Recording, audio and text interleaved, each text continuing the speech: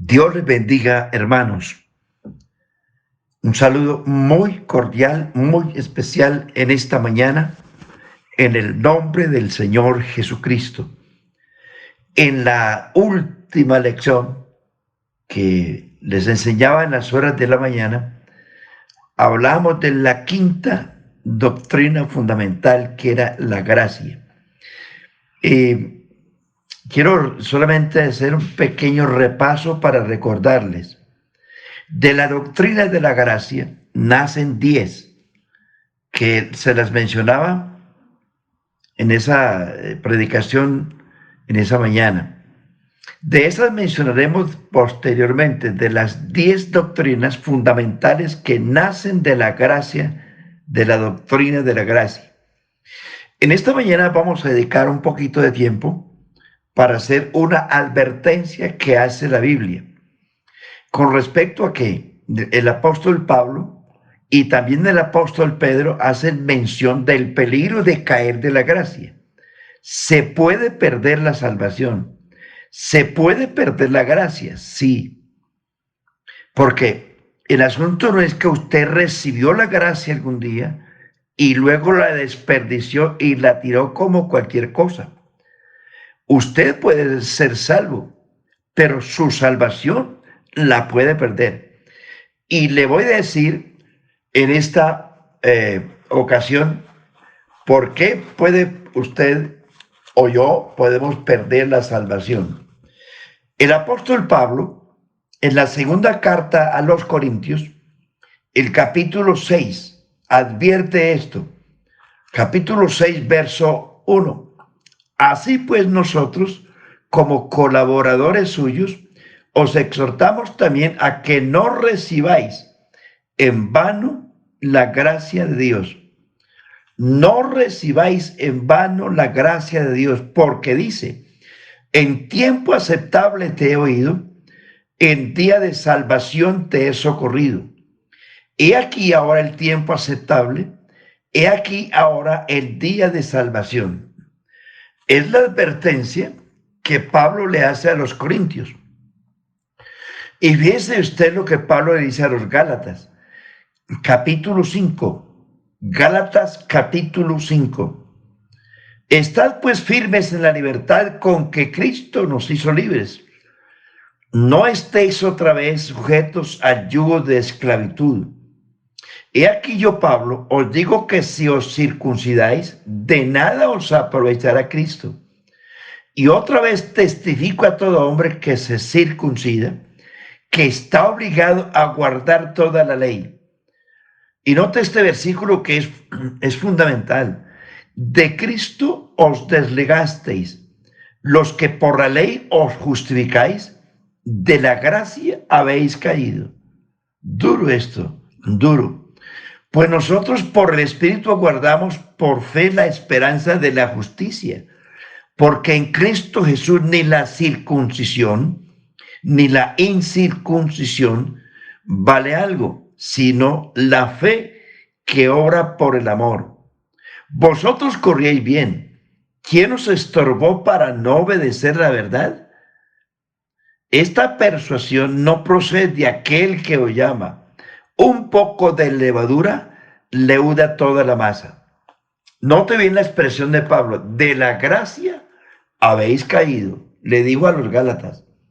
La segunda carta de Pablo, la segunda carta de Pedro, capítulo 3.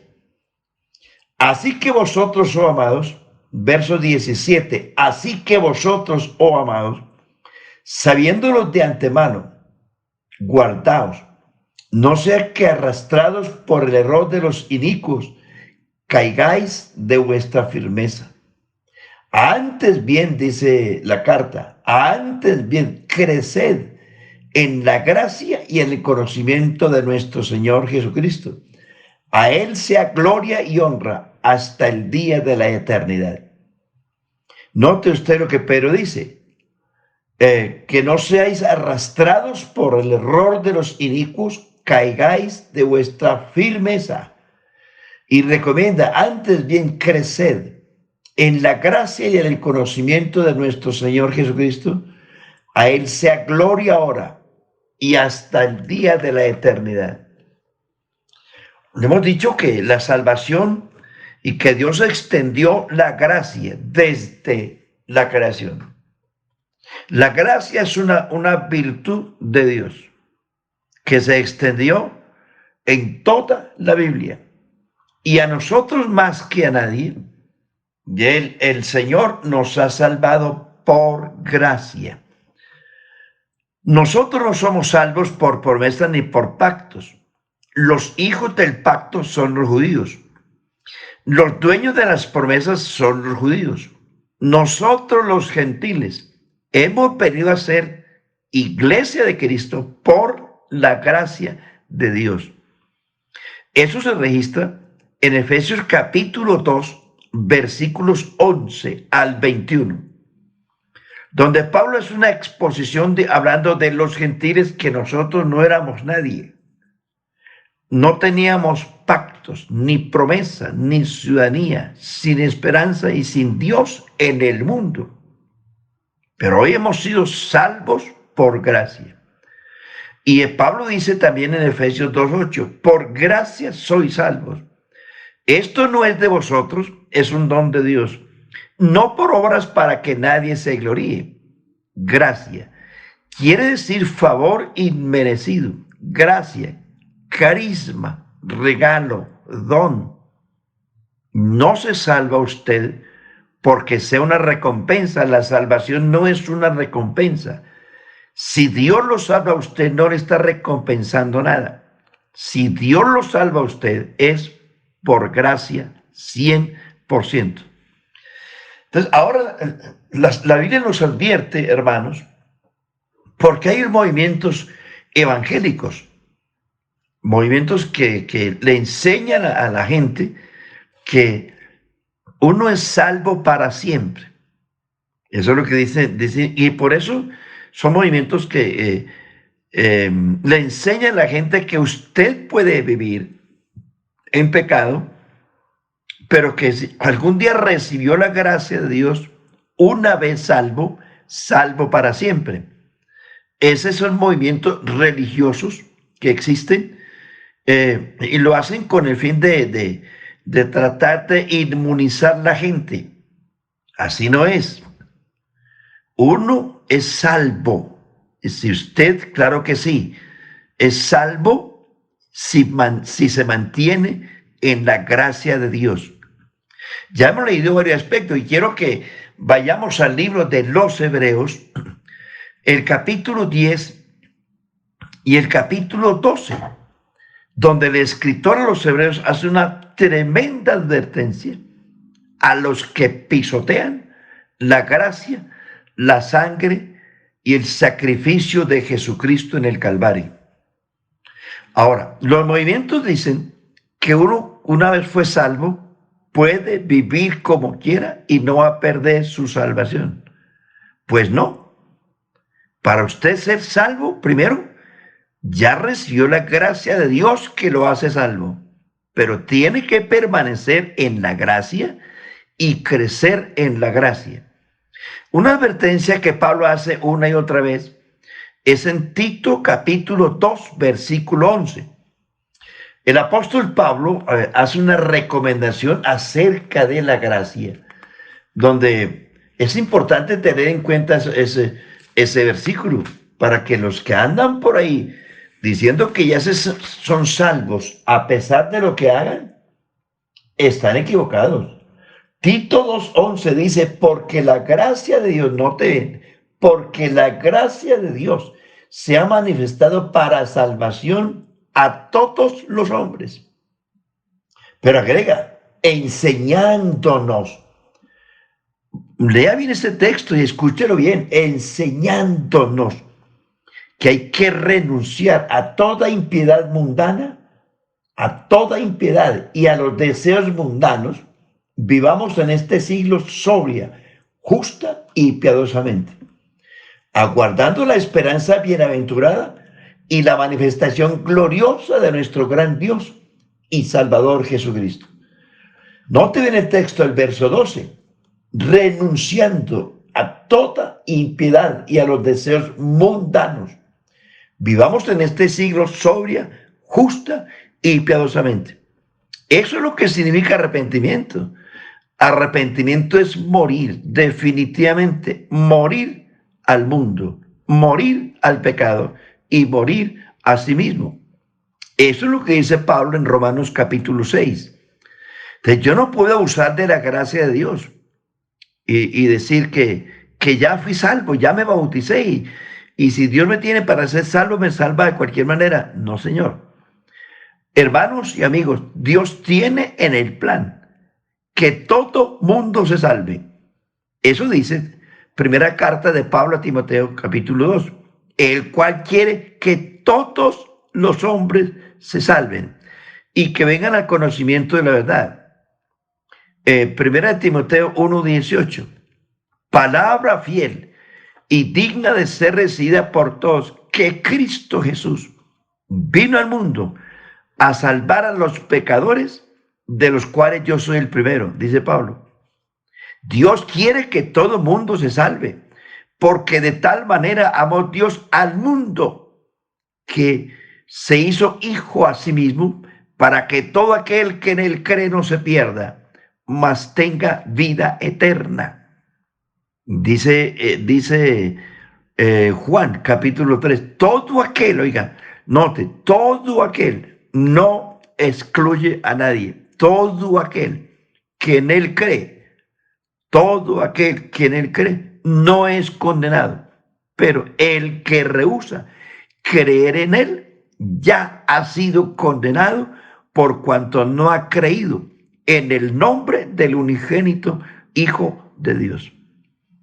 Entonces, la gracia de Dios sí nos salva, claro, pero hay que renunciar a toda impiedad mundana y vivir en este siglo sobria, justa y piadosamente. Usted no se va a salvar, ni tampoco pretenda usted que ya está destinado desde que nació para ser salvo, haga lo que quiera. No, no, Señor. Jesucristo dice, que a mí viene, no le echo fuera, pero hay que venir a él. Jesucristo dijo estas palabras, el que oye mi palabra y cree al que me envió, tiene vida eterna, no entra a condenación, mas ha pasado de muerte a vida. La voluntad de Dios es que todo mundo se salve. Entonces, el Señor le dijo a la mujer samaritana estas palabras en Juan capítulo 4, todo el que bebiere de esa agua volverá a tener sed, pero el que bebiere, mire, está incluyendo a todo el mundo, el que bebiere del agua que yo le daré, no tendrá sed jamás, sino que el agua que yo le daré será en él una fuente que salte para vida eterna. Eso dice el Señor Jesucristo en Juan 4. En Juan 6 dice el Señor, yo soy el pan vivo que descendió del cielo. Dice, todo aquel que cree en mí, que come mi carne y bebe mi sangre, yo le resucitaré en el día postrero. Jesús dice en Juan 7, si alguno tiene sed, venga a mí y beba. El que cree en mí, note, el que cree, sin acepción, el que cree en mí, como dice la Escritura, de su interior correrán ríos de agua viva. Eso mismo dice el Señor en Juan capítulo 8. Yo soy la luz del mundo. El que me sigue no andará en tinieblas, sino que tendrá la luz de la vida. Jesús dijo en Juan capítulo 10, yo soy la puerta. El que por mí entrare será salvo. Entonces mire usted que esos textos y otros están invitando a todo mundo. El que a mí viene, no le echo fuera.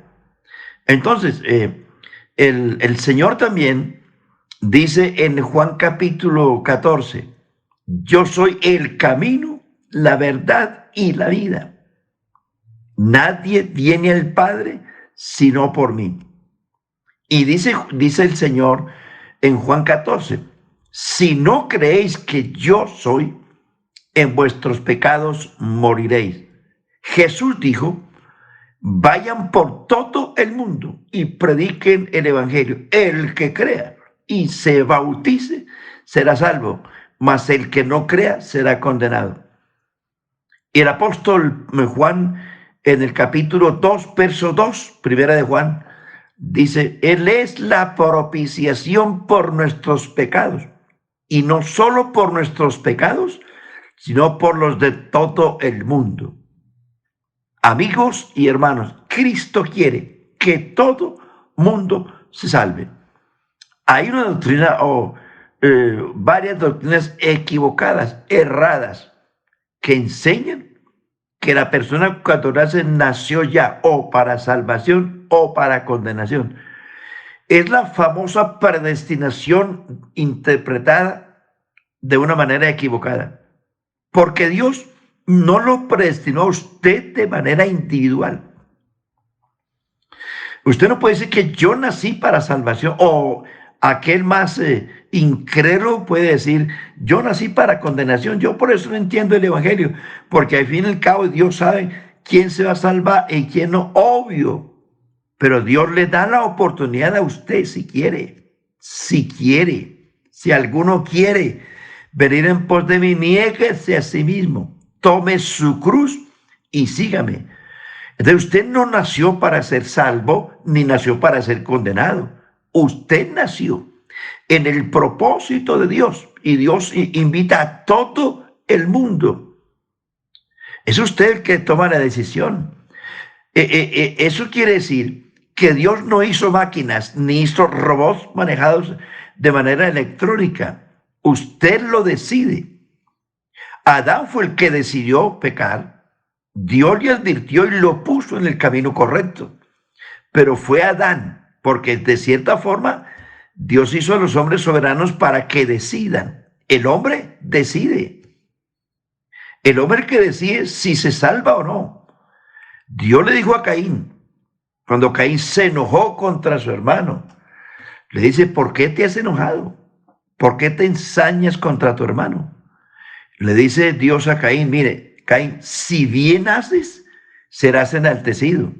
Pero si no, el pecado está a la puerta. El pecado está a la puerta. Y él, o sea, el pecado, tú lo puedes, tú te puedes enseñorear de él o viceversa. El pecado está a la puerta. Tú lo decides, Caín, tú.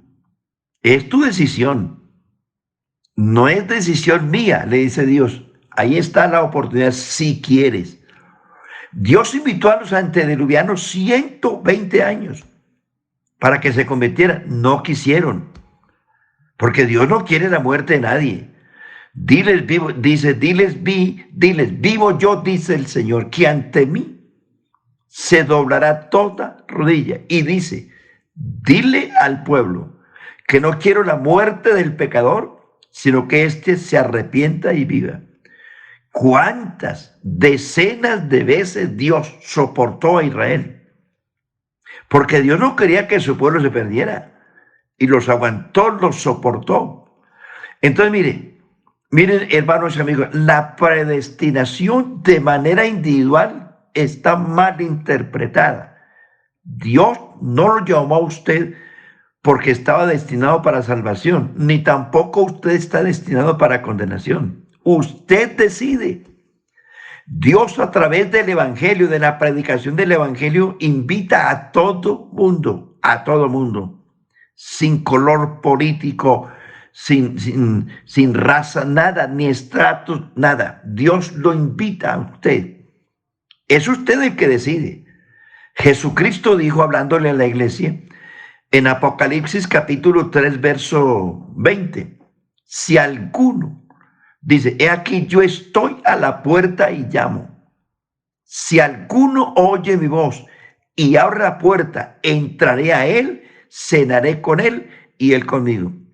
Note usted que Dios llama, pero quien decide abrir la puerta es usted. Es usted. Entonces, no podemos echar la culpa a Dios mañana que me condené por... No. Dios quiere que usted se salve, pero tiene condiciones. ¿En qué consisten las condiciones de la Biblia? En que usted debe creer. Usted debe creer. Ya los textos que le cité en San Juan, nos indican claramente el camino.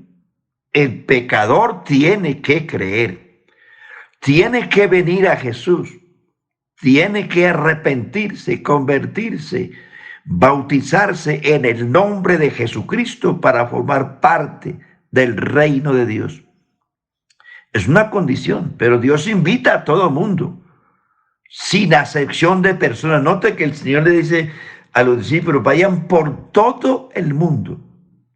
Y note esto, el Señor Jesús, antes de irse al cielo, también dijo estas palabras: me seréis testigos en Jerusalén, Judea, Samaria y hasta lo último de la tierra.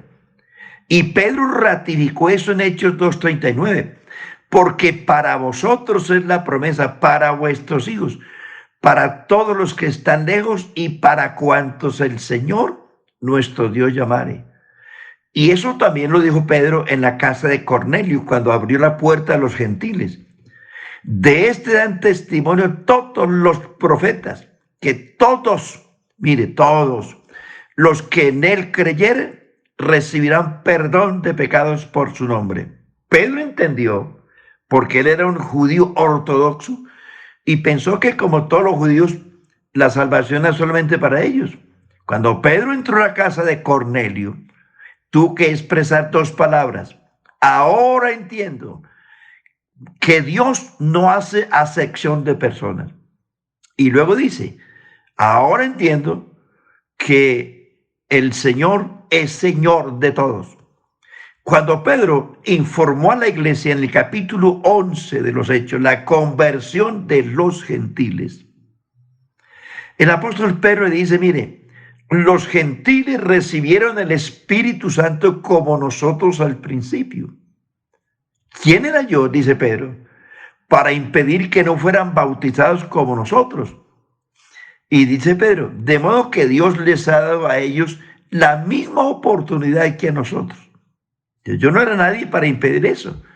La iglesia entonces guardó silencio y pronunció por allá, no sé, a regañadientes, una expresión, de modo que Dios ha dado salvación también a los gentiles. Y Jacob, en el capítulo 15, versículo 14 de los Hechos, dice en el primer concilio extraordinario en Jerusalén, vosotros habéis oído, dice Jacob, habéis oído lo que nuestro hermano Pedro y Pablo han testificado con respecto a la conversión de los gentiles, de cómo Dios visitó por primera vez a los gentiles para tomar de ellos pueblo para su nombre. Entonces Dios en la salvación no hace excepción de personas. En el Antiguo Testamento el pueblo escogido era Israel, pero después de la cruz el evangelio es para todo el mundo. Entonces la única condición, amigo y hermano, es que usted crea. Que usted crea. En la condición de Dios en toda la Biblia, desde Adán, es la fe. Que usted le crea. Si usted mira el capítulo 11 de los Hebreos, hay una lista enorme. Por la fe Abel, por la fe Enoc, por la fe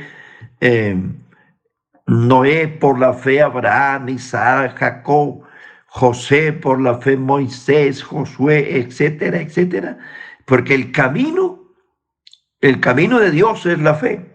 Usted no puede buscar otro camino, ni busque otra religión. Está equivocado. Entonces, la fe es el único camino, pero Dios quiere que todos se salven. Ahora, hablo con los creyentes que una vez fueron salvos, que recibieron la gracia de Dios para ser salvos. Ojo, que aún siendo salvos nos podemos perder. Noten lo que les he leído. El apóstol Pablo recomienda a los corintios, dice, no reciban en vano la gracia de Dios. El apóstol Pablo le dice a los gálatas, pero los gálatas fueron convertidos y posteriormente cayeron en la apostasía. Y le dice, ustedes corrían bien porque creyeron al evangelio. Corrían bien porque fueron espirituales al principio, pero ahora, dice Pablo, están mezclando la ley con la gracia. Ahora están hablando de la circuncisión, que es de la ley, y no se puede mezclar la ley con la gracia, no se puede mezclar la circuncisión con el evangelio. Y claramente les dice de la gracia han caído. Ustedes perdieron la libertad porque mezclaron lo uno con lo otro. Y hermanos y amigos, no se puede mezclar. La ley es una cosa y la gracia es otra cosa. La circuncisión correspondía al pueblo del Antiguo Testamento, pero en el Nuevo Testamento no existe la circuncisión, porque Jesucristo cumplió la ley. Él pasó por todo eso para que los gentiles no tengamos que pasar por ahí, pero sí creyendo a la gracia de Dios. Entonces, es muy importante que tengamos en cuenta que usted se puede perder en la iglesia, estando en la iglesia. Entonces, Pedro dice, no se dejen arrastrar, ni para que no caigan de vuestra forma de pensar, sino crezcan en la gracia de Dios. Uno de los problemas que tuvieron los hebreos, según el capítulo 5 y 6 de la carta a los hebreos, fue que se hicieron sordos.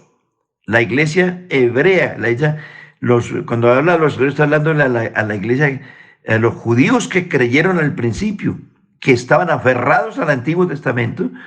Y entonces el apóstol Pablo dice, mire, que ustedes, el escritor a los hebreos, es que ustedes se hicieron tardos para oír, tardos. Y les dice, miren, ustedes,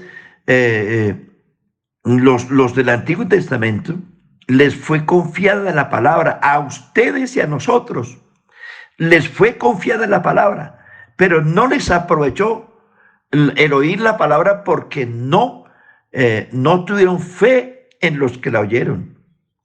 Ese capítulo 5 y 6 de Hebreos es clarísimo.